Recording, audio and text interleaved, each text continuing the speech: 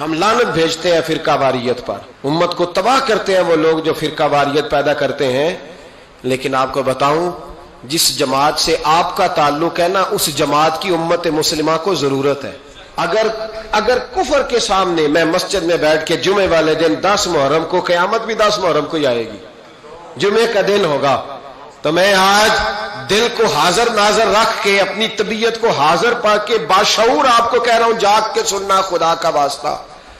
آپ اس جماعت سے تعلق رکھتے ہیں، اگر کافر کے سامنے اسلام کا کوئی چہرہ پیش ہو سکتا ہے تو صرف سنی کا چہرہ پیش ہو سکتا ہے. ختم ہو گئی بات. ورنہ کوئی صحابی کا بے ادب ہے، کوئی اہل بیت نبوت کا. آج 10 محرم ہے نا، تو مجھے کہہ لینے دو، کھول کے کہہ لینے دو. لوگ دلیلیں دیتے پھرتے ہیں، کہتے ہیں جی ایک وہ پینٹ کوٹ والا مولوی ہے، اس نے اینک بھی لگائی ہے، داڑھی بھی رکھی ہے، پینٹ کوٹ بھی پہنتا ہے، اس نے جی 1500 بندہ ایک دن مسلمان کر دیا، ایک دن 1000 مسلمان کر دیا. پر پتہ ہے وہ بدبخت کہتا کیا ہے؟ وہ کہتا ہے امیر المومنین یزید رضی اللہ تعالیٰ عنہ، میں کیا کروں اس کے 1500 مسلمان کو یا 2000 اس کے کلمہ اور وہ جی بڑی دلیلیں دیتا ہے. وہ دلیلیں سنبھال کے رکھے. جی بڑے لوگ اس کے ساتھ ہوتے ہیں. تو کربلا کے موقع پر زیادہ لوگ یزید کے ساتھ تھے. ہم کثرت کے قائل نہیں، ہم حق کے قائل ہیں. اب چھوڑ دو بات، دلائل کی طرف آؤ. عجیب تماشا ہے. اور ایک مولوی صاحب اس کی حمایت کر رہے تھے، کہتے نہیں بندہ ٹھیک ہے، وہ بھول گیا تھا، اصل میں قصور عبید اللہ ابن زیاد کا تھا، اصل میں غلطی عمر بن سعد کی تھی، تو یزید کو زیادہ الزام نہیں دینا چاہیے. میں نے کہا بڑی تمہاری قریبی رشتہ داری ہے یزید کے ساتھ، تو اللہ سے دعا کیوں نہیں مانگتے کہ تمہارا حشر یزید کے ساتھ کرے؟ مانگنی چاہیے نا دعا. کیا خیال ہے آپ کا؟ ہم الحمدللہ جمعے والے دن مسجد میں بیٹھ کے دعا کرتے ہیں، یا اللہ ہمارا حشر امام حسین کے غلاموں میں کرنا. تو بھی کرنا، جرت کر، جرت.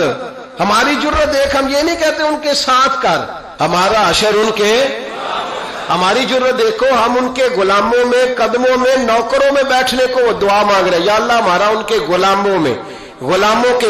تو بھی جرت کر دلیری، کر جرت، کہ یا اللہ میرا حشر یزید کے ساتھ کر دلیری. اگر اتنا ہی اچھا تھا تو بے شرمو اتنا ظلم نہ کرو، اتنی زیادتی، اتنا ظلم نہ کرو، یہ ظلم ہے.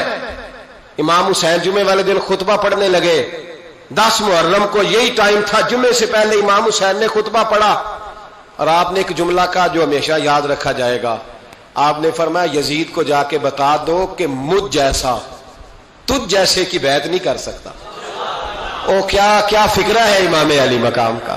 فرمانے لگے مجھ جیسا تجھ جیسے کی بیعت. اور آپ فرمانے لگے بتاؤ اس وقت پوری دنیا میں کوئی نبی کا نواسا موجود ہے میرے سوا؟ حضرت آدم سے لے کر مصطفیٰ کریم تک اس وقت پوری دنیا میں کوئی نبی کا نواسا ہے؟ اور فرمایا اگر میں ہی ہوں پوری کائنات میں تو پھر تمہیں مجھے سنو. لوگ کہتے ہیں فلانا علامہ صاحب کی تبلیغ بڑی ہے. ہم سے بڑا کون ہوگا تبلیغ کی بات کرنے والا؟ لیکن ڈرو اللہ سے، ڈرو، گمراہ نہ کرو قوم کو. یہاں تباہی اتر گئی ہے. کوئی بڑی داڑھی رکھ کے معاذ اللہ تعالیٰ اہل بیت کے بارے میں بکواس کرتا ہے، اور کوئی بالکل داڑھی مڈا کے ننگا سر کر کے ممبروں پہ ناچتا ہے اور صحابہ کے بارے میں بکواس کرتا ہے.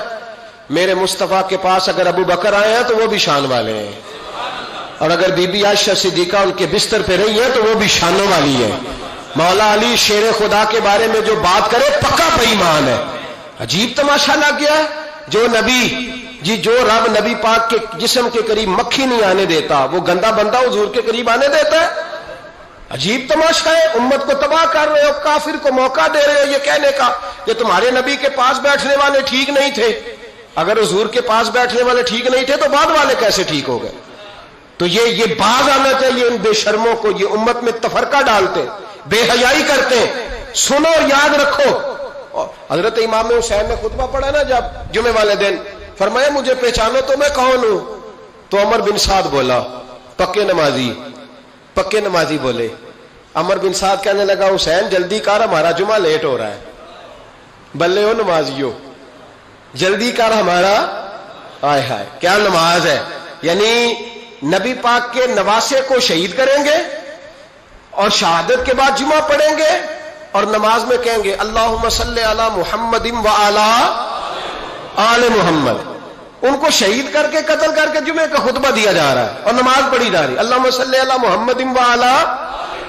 تو میرا سنی بڑا بھولا ہے، کہتا ہے جی وہ زیادہ نمازیں پڑھتے ہیں۔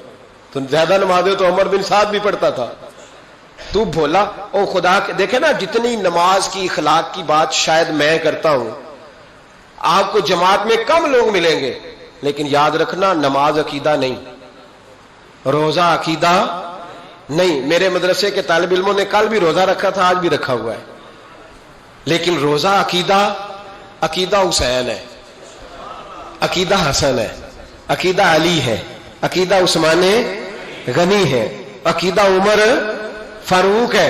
میں اس شخص کو کیا کروں؟ مجھے اس شخص کی کیا ضرورت ہے جو ممبر پہ بیٹھ کے کہتا ہے حسین ابن علی باغی تھے؟ وہ شخص، اس کی نماز روزہ حج زکات دیکھا